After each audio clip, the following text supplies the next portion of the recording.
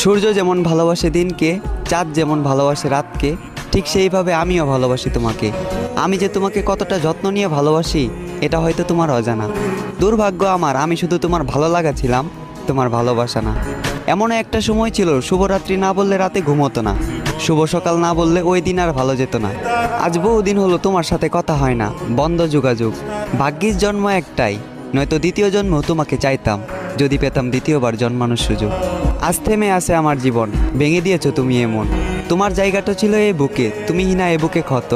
চোখ দিয়ে বয়ে যায় অশ্রু, বর্ষার বাঁধ ভাঙা স্রোতের মতো।